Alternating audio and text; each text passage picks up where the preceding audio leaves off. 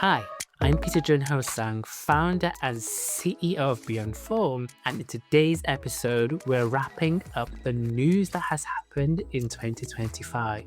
I can't believe another year has ended already, and in the world of fashion tech, so much has happened this year. We've seen companies raise huge amounts of money from investors, and we've also seen a company that once raised a lot of money from investors have its downfall and go into bankruptcy amid allegations of the founder committing a crime of defrauding investors. That's a juicy topic that has captured my attention from this year. We're joined in this episode by Matt Astarita, who takes care of tech partnerships at Browzwear. He shares with us some of his insights, things that have happened within Browzwear and out of Browzwear, but most importantly, some interesting use cases that have come out of the year, including Browzwear's acquisition of La La Land in summer 2025. La La Land specifically, how we started with them. We engaged them as a tech partner to complement what we were offering already for some of our customers. We saw that an AI model could be a nice solution to replace the dummy avatars to make them more human. And so our teams were already collaborating both on the tech side to make that happen and on the commercial side as well. What we saw is that I hope the listeners of today's final episode of 2025 have an amazing end of the year. See you in 2026 looking at more fashion tech subjects. Let's get this conversation going with Matt on today's episode of Venturing into Fashion Tech. How are you today, Matt? Hey Peter, I'm good, and you? I'm good, thank you. So 2025 is nearly over. We're recording the last episode of the year. Before we get stuck into the conversation, earlier this year, Beyond Form announced a partnership with Browzwear as an innovation partner. And together, we're looking at how innovations can come together into the Browzwear ecosystem and how brands capitalize on such new technologies. So just some context to our listeners there as to how we know each other. But not everyone may know what Browzwear does. We do have an episode where we featured one of your colleagues previously, but just as a recap, can you just tell us what is Browzwear and specifically what do you do?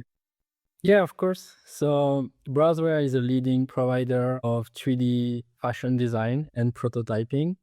So we really empower apparel brands to create realistic virtual garments. So what they do is really to create a digital twin of the actual products. And so they streamline the development process, and they also, we are promoting sustainability through that whole process and really reducing the need of physical samples. And personally, on my side, I lead the partner ecosystem. My goal here is to make sure that we find the right partners that complement our offering and can provide strong workflow for our brands. Yes, on that note, we are releasing a project early next year with one of our portfolio startups. Listeners, do check back for that announcement in 2026 in the new year. But let's get stuck into then 2025 and what's happened throughout the year. Lots have happened. We can obviously talk about everything. So we've cherry picked some of our favorite topics. Obviously, with Browzwear being digital fashion, there's a huge emphasis on that side of things. But let's get stuck into it, Matt, shall we? Yep, let's go. 2025 was undoubtedly the year of artificial intelligence for all industries, and fashion was no exception. The AI fashion bubble is a hot topic for many fashion executives, with the AI fashion market hitting around $1.75 billion in 2025, with a 39% growth, and that's according to the business research company.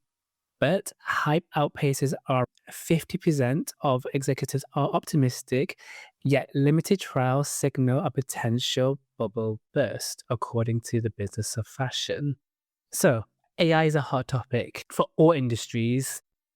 Thinking about AI, though, and fashion models specifically in marketing, campaigns are being created from generative AI and allowing brands to be more cost efficient yet creative. So, in summer 2025, Browzwear actually acquired La La Land, an AI model solution, which, to be honest, I didn't actually know until you told me the other day. It was so quiet. But I think it's great to see that you have acquired such a company because I actually followed them since they were actually little babies in their pre-seed round. So obviously, Browzwear sees a clear future in this. Can you just explain to us why you did acquire La La Land and what was the strategy behind it? Yeah, yeah, absolutely. So yeah, as you said, like Gen AI in fashion is very noisy right now. There is a lot of different tools that popped up on the market over the last 2 years. But on our side, our approach is really to try to cut through the noise because that's how we view the ecosystem. We want to build real solutions. So really at our core, just to explain you the concept of this acquisition, how it went. At Browzwear, our core is to build a strong pillar of being an open platform. So what we want for our customers is to be able to connect to any of their tools and to be also connected to the ecosystem, not block it. So La La Land specifically, how we started with them, we engaged them as a tech partner to complement what we were offering already for some of our customers. So we looked at the market, we saw that an AI model could be a nice solution to replace the dummy avatars to make them more humans.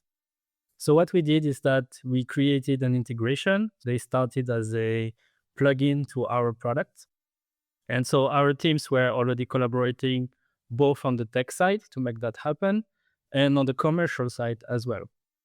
What we saw is that our customers needed to use or reuse their 3D renders from the product development phase, and they wanted to reuse that for marketing purposes. Instead of throwing this away, they wanted to be able to reuse it somewhere else. So what we've seen is that we've built this integration with La La Land since the tech was already integrated. Acquiring them was just the next step. They've been already introduced to all our customer base, and so that was really natural for us to close the loop. So, just on the notion of ecosystems, you talked a bit about why it's important for Browser. And I was just reading an article yesterday that one of the executives of an AI company here in Paris, where I'm based, he mentioned that the future of AI is open. And do you think that's applicable for fashion tech and very much why you are building out an ecosystem then? Yeah, absolutely. I think that tools should talk to each other and not be siloed. So for us, at least, it's very important to be open and work with these technologies because what we see is that our clients are not waiting. I think that's super interesting that fashion brands don't want to wait. They want to be able to connect the dots together. I think when we're talking specifically about digital product creation, I think that is so important because it could just go down so many avenues. The fact that you did acquire La La Land AI fashion models, and if you go onto the Browse website, you have a whole host of different innovation partners and tech partners that you're working with. And so it's interesting to see the approach that you are taking because sometimes fashion tech or tech brands in general can be a little bit closed off. Talking about another one of your partners, Raspberry AI, hailing from the United States, is 24 million US dollars in Series A, which was announced at the start of 2025. 16Z, the very famous VC firm, was one of their investors. And essentially a generative design tool that serves brands like Under Armour, MCM, and more in 39 countries. It's raised lots of money. Brands are working with them. You're now working with them. Why did you think that this was going to be a great partnership? And what's going to make it work moving forward? We actually saw the market shifting and we were looking for a partner in this space. With Raspberry, it was a little bit different. So we followed a slightly different path because in this particular case, our customers were already using them. So our customers pushed for these two companies to actually integrate together. So what we saw last year is that brands really are shifting their ideation process from, manual sketches, Photoshop, Illustrator type of ideation, more manual, into AI-driven design. What we saw and how it started, we met them earlier this year at PI Apparel in March and then again in June. And so this is how the discussion started. We saw our mutual clients on site and we started brainstorming how it could work and how the users could complete the workflows with the two platforms. So what happens is that in November, we announced the release. that Raspberry AI integrated with Browzwear. And to tell you a little bit what it does, because I think this is what people want to learn, is that how these two tools can work together. The integration really enables a specific workflow that can really change the game. A user creates an inspiration, an idea in Raspberry from a prompt or a sketch and turn that into a nice render. And they can send that from Raspberry over to Browzwear. And on our side, our tool will analyze that image. And here's the key is that once this is analyzed, we will display the user the closest 3D file that they have already created in the past associated with the pattern so that they can create that new twin from that base image so that they don't need to start a new 3D from scratch. They have already a strong base. We are connecting really that new idea to existing 3D asset that they can go then continue, the workflow of digital product creation to go to manufacturing. So for us, it really made perfect sense to partner because we cover two different aspects of the workflow and also two different personas. Looked like Raspberry AI, and I was with some MBA fashion students here in Paris, and we were looking at some Gen AI images, and I was testing them. Can you tell if this is fake or if it's real? And the jury's out most of these days. I don't know. Can you tell now, Matt, yourself if it's fake or real? Yeah, it's harder and harder to say, honestly. Maybe like a year or two ago, it was obvious. Now it's really getting harder to distinguish. Absolutely, and I think it's amazing just to see, within a very short time frame, how realistic these images are and what also are the potentials for fashion specifically when we're talking about garments and humans, which are predominantly the focus within the industry. We're going to talk about that a little bit later on, but let's change to our next topic then. Remaining on the theme of AI, in 2025, ChatGPT and Gemini, we're all very familiar with those probably that are listening, pushed the boundaries of multimodal AI. They demonstrated how they're on the cusp of becoming the user's ultimate personal stylist and even designer. So in the past, obviously, we relied on humans to be our friend, our stylist friend rather, but now we're using technology and a computer to help with some of our decision making. My question to you, Matt, do you think it's possible for AI to replace humans in the styling or designing of outfits? I think short answer is no, not fully. I think that AI can analyze wardrobes and trends, and it can give you data on what works. But I think that model still fails at human intuition. Style is still emotional, it's cultural, it's contextual, and it's much more than just pattern recognition, as for me. I think that AI is becoming a powerful co-pilot that can give you idea, but at the end of the day, it's still the human who makes the decision and create that style until those systems really perceive textures, fit, movements, and some kind of personal nuance. I think they are great assistants and not yet replacement. Yeah, I get asked this question all the time as well. I don't think we are there. I completely agree with you. I don't think we are yet there with the technology itself. Not to say it's not ever going to get there, but I think we're still quite a way off there, especially for the fashion industry anyway. We still need to have a human touch to it in some way. However, research has shown that 82% of consumers do crave AI shopping aids in some way. So whether that is a ChatGPT like tool or an embedded tool within an e-com site, they are now expecting it as part of the user experience and customer service. So I think we're going to see a lot more of those tools now be integrated by fashion brands. I think you're right. I think on the consumer side, that's a really good help to find what you want to wear based on your taste, and the AI can understand that. But on the design part, yeah, you still need to have somebody who is really knowledgeable about how to create a pattern and how to create a style and outfit. This still needs a lot of human interaction, I think. But I agree with you on the consumer side. This is great help to find what would fit you. A lot about fashion is about the gut feeling you have whether a garment will work on the intuition. I imagine a lot of your clients, even if they have Browzwear as a software, a lot of it is still about their feeling as well. Yeah, absolutely. And even within our software, like you can create a garment and then there's different ways that you can actually style the garment when you do the simulation, and the AI cannot do it for you. This is really a manual human intervention. The way you are dressing the outfit on the mannequin can be very different from a person to another. And this is where the taste fits really. So the AI is not there yet. Do you think that some of your clients might have concerns about AI ever taking over some of the things that they do? Not really. I think that, as we said, they remain assistant and they can provide you with some first draft that can be reviewed by people. I think it will help them accelerate and maybe have better go-to-market approach in terms of how the things move the workflow. But no, I think that for now, human will still make decisions. Yeah, so for anyone listening, you're safe for now. Even though AI showed a huge explosion in the year, in 2026, it's unlikely to overtake anyone's job in the near future. So then moving on to one of my favorite cases of the year, which is kind of like a double-edged sword because it's also something quite negative.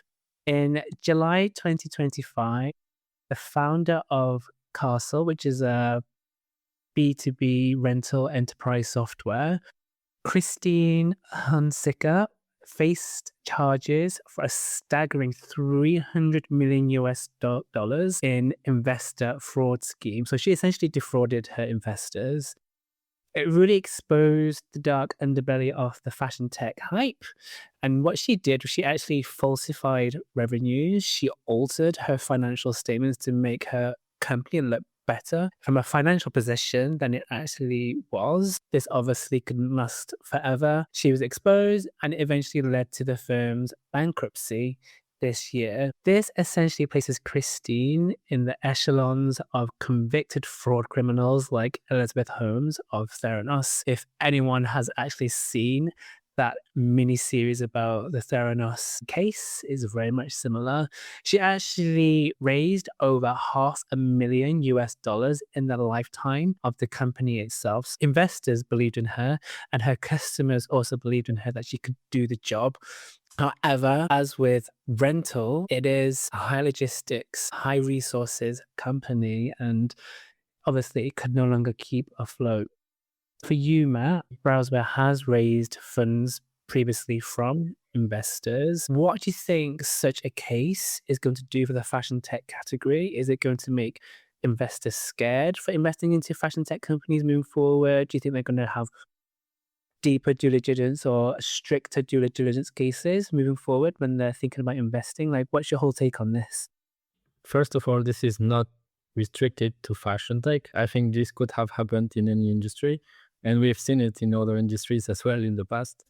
It's not going to really scare the investor. They should just be more cautious. I think they should be more involved in the operational and demand more transparency. To prevent these kind of things to happen, there's three things that they could do.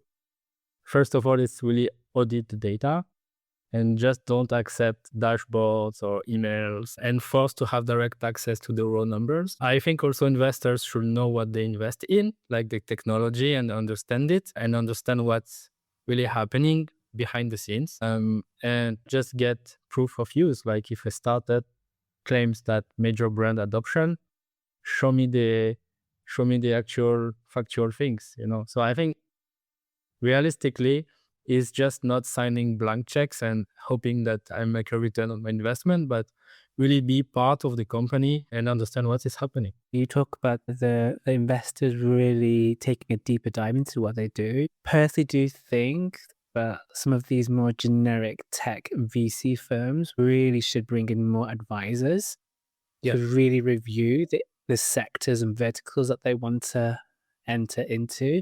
I'm just so surprised she managed to raise so much money and get away with it for so long, because she had been raising money for over a span of 14 years or so. I was just reading the case notes before recording this podcast, and the ex-employees of CaaStle do say that they never saw any financial statements. They were always kept in the dark as to what was actually happening with the numbers. And the fact that she had this whole fake it till you make it attitude to much pretty everything that they were building at CaaStle. I also think it's interesting how none of her team actually flagged anything sooner with the authorities, because if you're working in her accountancy department, quite clearly something is not right either. So she was a very, how do we put it? Charismatic. I don't want to say charismatic way, because that's putting her in a positive light, but she obviously had a way of talking and a way of maneuvering in certain situations. I actually had an ex MBA student that worked at CaaStle, and on the surface, it seemed like they were moving things along, and that they were making rental, especially white label rental, an actual mainstay for brands to look into as additional revenue streams. So it's a shame that a company like this hasn't succeeded, because rental is obviously such a big part of the whole e-commerce category now. And the fact that this has happened, I think it will put many, not just investors, but also brands on edge to think about, is rental really worth doing as a revenue stream or an activity within their business models? Yeah, I agree with you. Like, as you said, I think that specifically for investors, they should have consultant and really understand what they invest for, and yeah, have more operational nose into the actual things. And I understand sometimes it's not easy, even if you're part of the company, to understand what happens. Absolutely.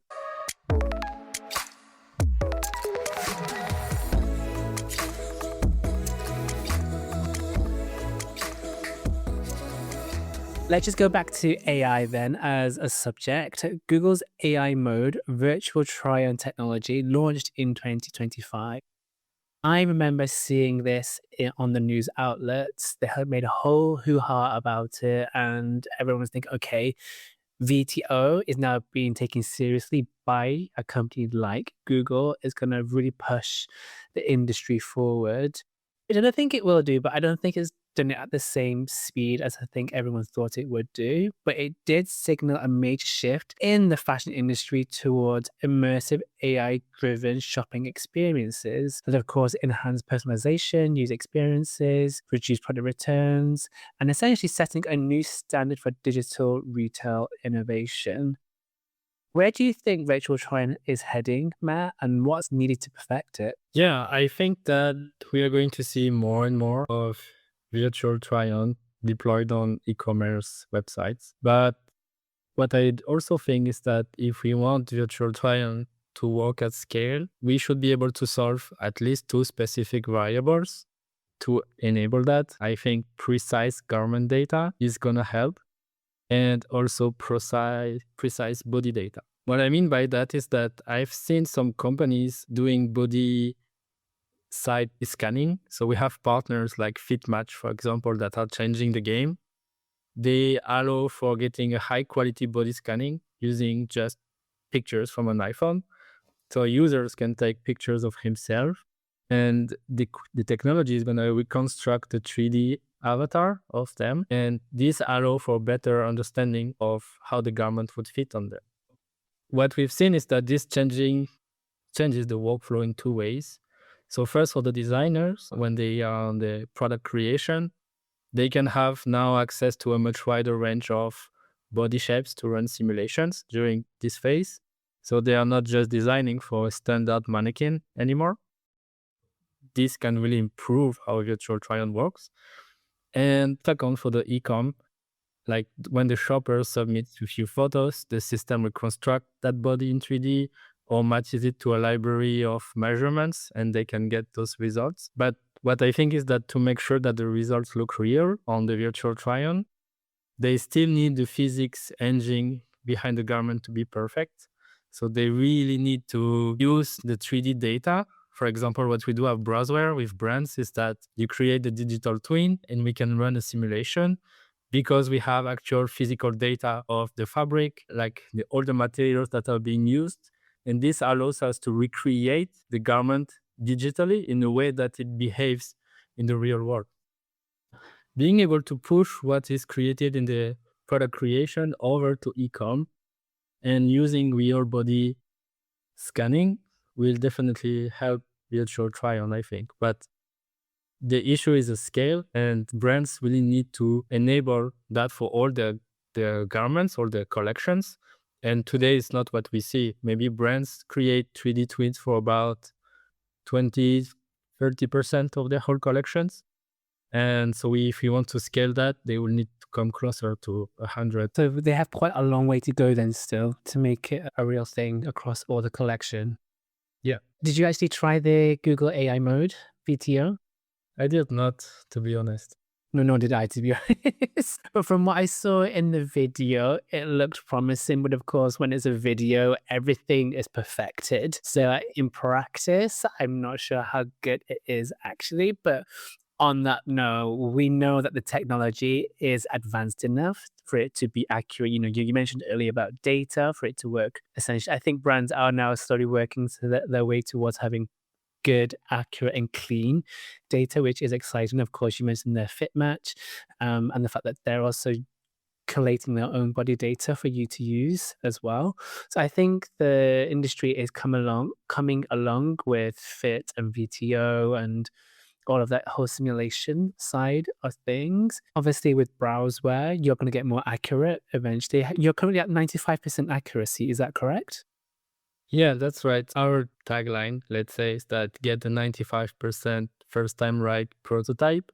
So whenever you actually go and create a physical prototype, 95% close to the digital and the physical. It's one of those conversations that keeps coming back again and again because we know it's such a huge problem in the fashion industry. Loads of people are trying to crack it. It's not quite there yet. So they keep on testing and tinkering. And it will never be 100%, I don't think, but we can get as close to it as possible. On that note, we'll be announcing something in this field in the new year related to VTO. Let's go to the biggie of today's conversation, what Browzwear actually does. So for 2025, just reflecting on the sector of digital fashion and digital product creation, we've talked about some of the subjects already in this episode, from AI-driven digital twins, Sacha Moncler's physical waste by 30%, Raspberry AI's instant 3D prototyping feature. There's obviously competition as well. That's getting quite hot. So the Fabricant based in the Netherlands versus Raspberry AI based in the US, and their particular showdown amid brands demanding seamless tools and ecosystems. However, digital fashion and digital product creation are still continuously evolving its position in the industry. So my question to you, Matt, is what were the most exciting activities that advanced the space in 2025, and what do you think will happen in 2026? I think looking back at 2025, it proves something that digital fashion doesn't work in silos and that brands really want ecosystem. I have been at a few trade shows, and when you go to trade shows, you see each vendor with their own booth selling their individual solutions, and brands are there shopping which one would be the best. But what I've seen this year is that the vendors are actually showcasing how they connect to the ecosystem and how their tool works with others. So I think this is something that really struck me this year, is that now we see that we want to work together and not separately. And also what we saw, like few key shifts this year, like with AI, you can skip the whole photo shoot part. So you mentioned Raspberry, the Fabricant, they all provide this kind of solutions now. Now, when you do B2B selling activities, you are expecting to provide a digital twin and see how it looks like in an environment. And I think that, the debate between open and closed system showed that the market wants to be to have inter. And whoever wins will be the one who plugs into everyone else and have a connected workflow from the end to end, from the product creation phase up until the photo shoot and the e-commerce phase. What I see for 2026 is integrations and really creating those pipelines and releasing them. So if you have platforms that connect design, development, marketing, retail in a single flow, those that are part of this will be the winners. I think that brands are, they were piloting a lot of AI tools this year. And I think that they want to deploy that next year at scale, and they want to go full on the next cycle. So who do you think is going to win then, the Fabricant or Raspberry AI?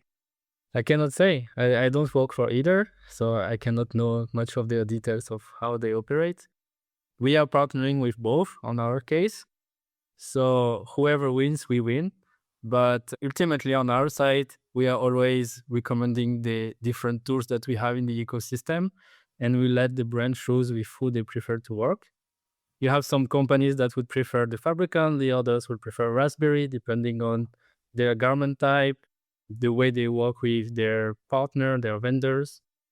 I cannot say who is going to win. I hope they both win. You're keeping your cards close to your chest, Matt. You don't want to say, which I understand because you're working with both of these companies. There's going to be a one winner, though. There's going to be something that comes out, just creeps over the edge, I think, a little bit, one over the other. But we shall see which one. I think we can meet again in a year and we'll be spectator and see. Exactly. I personally think it might be Raspberry, but that's what my what my bet is going on. But we shall see in a year's time whether that prediction is actually true or not. And I think just on the note of, for example, the generative AI marketing campaigns and photo shoots, I don't think, we talked about earlier, is AI actually going to take over everything? I think this is a really good use case there whereby, yes, it can do photo shoots in AI. I don't think it's something that's going to be removed completely from our processes. There's just something magical about creating a physical marketing campaign and physically doing photo shoots. Obviously, growing up when I was reading through the pages of Vogue and the glossy magazines, when you just see like a photographer's or the creative director's vision come to life in reality, I think there's just something quite magical about that. And I think it would be a shame if we allowed AI to completely take over some of those creative processes. To be honest, I've been really impressed with some of the tools on the market. Like we also partner with others like Chimera or Fairmat, Raspberry, the Fabricant. They can provide really nice photo shoots. But I think it's the same as in the design phase. You still need a creative director behind the scene that will drive what is going to be created. And you still need this human touch and you need the real people behind it. At the end of the day, AI is just a tool that allows you to create things, and it should be part of your toolbox. And then just talking about somebody that did really bring digital fashion to the forefront, specifically NFTs and digital assets. We unfortunately lost Benoit Pagato, who passed away in October 2025, who was one of the co-founders of Artifact that was acquired by Nike for a considerable amount of money. I think what he did with his team was amazing about really furthering along the conversation about, what is digital fashion, digital assets, 3D creation, how it all sits within the ecosystem of fashion. He was 41 when he passed away. That's just a little mention there about Benoit, because obviously he did a lot for the digital fashion community. So those were our talking points for 2025. I just want to mention as well some very interesting fundraising rounds that happened this year as well. So in July 2025, Pansio, I think I pronounced that correctly, raised $250 million in their Series A to expand their smart fabric tech for healthcare and fashion wearables. What do you think about that, Matt? Do you think fashion wearables are ever going to take off? I don't know. Question. I think that creating smart fabric I see it already happening in the world of fashion. And yeah, that can be something that really grows. Yeah, I think it's amazing to see that they have raised such a large amount of money. I can imagine probably a lot of their growth comes from healthcare versus actual fashion wearables, as what I have in my head as to be what fashion wearables are. Moving on then, so Vivrel, I think I pronounced that correctly again, June 2025 raised 62 million US dollars in a Series C round to grow their luxury accessory subscription platform. I think that this company is having a really interesting business model with their subscription model. And we also see since the pandemic that luxury really took off. And I think, yeah, they are in an interesting space for sure. Yeah, especially luxury accessories. I think that space will not die down anytime soon. So I think the fact that they have obviously raised indicates that yes, they're showing a very good future for their platform.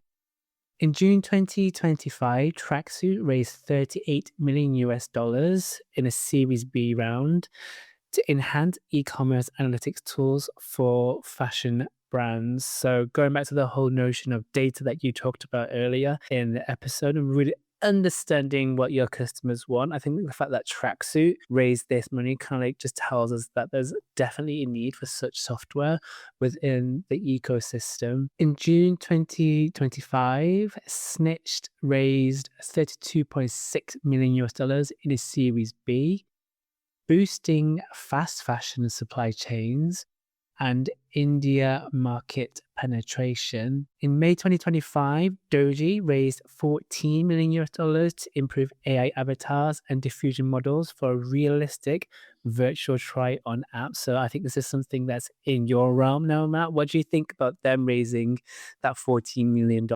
If their intent is to improve AI avatars, this is where we see things going to. We still see that AI avatars sometimes lacks realism and how the poses behave or the skin is.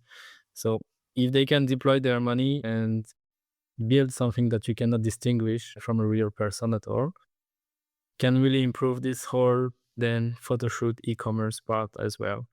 Does Browzwear work with Doji? No, we did not. Is that something that you want to do? Make it happen? Yeah, possibly. Like I'm always looking at what is on the market and then meet the company behind the solution. So yeah, for sure. So if anybody's listening from the Dojo team, you can call Matt. Essentially. And on that note, we will be linking in Matt's LinkedIn profile and credentials so that you can contact him if you want to. Coming back to then Paris and France, Visual in 2025 raised 7.5 million US dollars in their seed round, and that was actually announced in this final quarter of 2025. And I think this is just amazing because I have been following their story literally since before they even raised their pre-seed round. So it's really nice to see them growing. They're essentially enhancing AI generated virtual models and expanding their US partnerships. Yeah, I've seen the solution a while ago. We are not working together yet, so I would say the same as Doji. We are watching, and probably next year we'll be in touch. If you're listening from Visual, again, give Matt a call. Essentially, is what he's saying. And then finally, FIA in Q3 2025 raised 8 million US dollars to build their AI shopping agent for price comparison, trend tracking in fashion e-commerce. Obviously, when we're talking about product creation, trends are really important. What do you think about this trend space and specifically AI trend forecasting? Yeah, I think that it's very interesting because you can both with this trend comparison or trend tracking, you can basically scrap data from social media or fashion shows or even intent with keywords. So you can capture what the users are searching for online, and you can bring this, and it needs strong solutions to build a comprehensive solution. I have seen another company doing that and providing really accurate data. So I think, yeah, this is what the brands need. They need more actionable information of what users want at the right time so that the collections that they create actually get sold and not wasted. Do you think trends is something that you'll want to integrate in Browzwear? Yeah, I think that's part of this ideation process that we talked about before, like the tools like Raspberry are really good at creating visuals, but there's still a step before that where you actually need to collect data on what kind of collection or styles you need to create. And this is definitely an area that our designers need information. So those are all the topics that we were going to talk about today as a roundup for 2025. Did you have a very favorite specific piece of news that you liked in 2025? I think for me, maybe it's a bit selfish, but was the La La Land acquisition on our side that allows us to expand into a new vertical. So we were always on the digital product creation. Now we are moving a little bit more on the e-com space. So that's a bit selfish because that's really browser oriented, but I think that was the best news for me. I can imagine that it was quite exciting for you because, of course, like being able to acquire a company that fits with you means that obviously Browzwear is doing something right in the space and that you're growing significantly. I think for me, just that juicy, essentially crime CSI style case about CaaStle is when I first read that headline, I thought it was like, wow, because they were a poster child for rental, but her downfall was very quick. Obviously, with any criminal activity, we shall see actually what she gets then in terms of a sentence, if she gets sentenced in some way in the future. So I just want to finish off this conversation with a quick fire round of questions, Matt. The first answer that comes into your head. Are you ready? Was 2025 the year of the AI fashion bubble burst, or has it just begun? I think it has just begun. And I also think that it was the year of the great filter. A lot of things have disappeared, but the real things are surviving. So I think also the hype is gone, and now the companies are really starting to build things and not just trying anymore. I completely agree with that. I like how you put it was the year of the filter. And actually now how fashion tech is coming to the core business and the core tools are actually required to move the industry forward. Obviously, no more NFTs, no more digital assets. All of this has now gone in the past. The last virtual try-on garment that you tried. I like to try things complicated to test a solution. So a heavy gauge knit sweater where texture and volumes are the final boss for virtual try-on, and seeing that simulate correctly was like really a wow moment. And it works. It works then. Yeah, it works. Okay, so you'll have to you'll have to show me once we stop recording. Yeah. One technology that you think will explode in 2026. Yeah, I think that, as I said probably earlier, I think that the deployment of VTO on the e-commerce brands will explode, as well as the AI commerce agents. We already start the beginning of this. Favorite fashion trend of 2025. Yeah, I think the depth of the physical sample and seeing major brands finally realize that they can sell entire collection to wholesale without cutting a single piece of physical fabric. I think that's the ultimate trend for us. Yes, I think on that note, I think it's more of a cultural and psychological barrier more than anything else. Yeah. And finally, New Year's fashion tech resolution for 2026. Yeah, I think no more pilot purgatory. The brands have done so much POCs over the last year. I think now they need to move into production and scale that over the year. So no more playing in the sandbox and go play in the real world. If that comes true, hats off to you. And I would love that to happen with many fashion brands because I feel that many fashion executives only want to build sandcastles in the sandbox and never come out of that sandbox. So fingers crossed that does actually happen. On that note, for our listeners, we wish you a happy end of the year to 2025. And thank you so much for your time, Matt. Thank you, Peter. Thank you for the invitation. Thanks for listening. Don't forget to click follow to keep up to date with the latest episodes.